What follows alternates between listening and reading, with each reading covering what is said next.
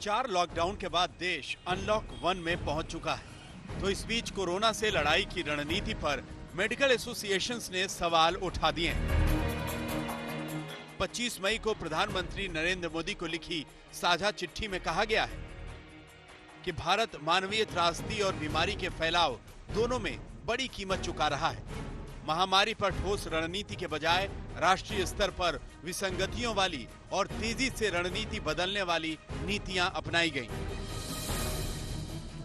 इस चिट्ठी को लिखने वालों में एम्स, बीएचयू, जेएनयू और post graduate institute of medical education and research समेत कई नामी संस्थाओं के मौजूदा और पूर्व प्रोफेसर शामिल हैं।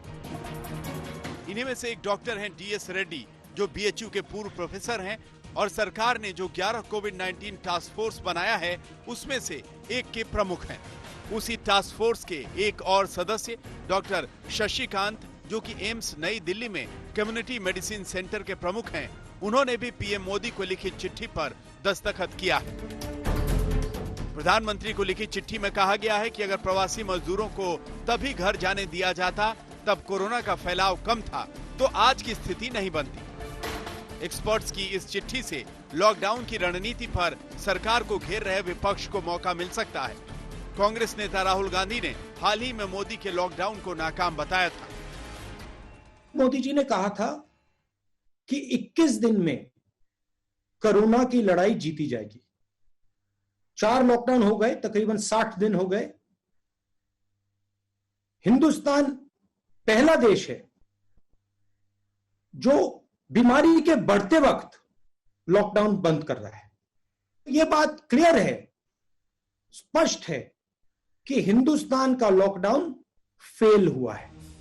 हालांकि सरकार की ओर से लगातार लॉकडाउन को सफल बताया जा रहा है। आज तक के ई एजेंडा में खुद गृह मंत्री अमित शाह और रक्षा मंत्री राजनाथ सिंह ने इस पर क्या कहा था, आप सुनिए।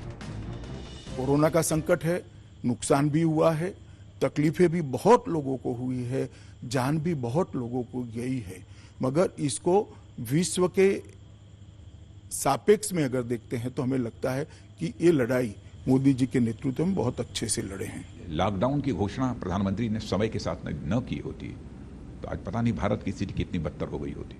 मैं समझता हूं कि चिंता कम करने की जरूरत है, सावधानी ज्यादा बरतने की जरूरत है और एक दृढ़ संकल्प के साथ इस कोरोना की चुनौती को स्वीकार करने की जरूरत है, जिसे कि हमारे प्रधानमंत्री ने स्वीकार किया है, हमारे पूरे देश ने स्वीकार किया है और मैं आश्वस्त हूं कि इस पर हम विजय प्राप्त करेंगे। हालांकि प्रधानमंत्री को लिखी चिट्ठी में साफ कहा गया है कि सरकार ने गलत सलाहों पर अमल किया और उसका खमियाजा देश भुगत रहा है। दिल्ली से मिलन शर्मा के साथ आज तक ब्यूरो।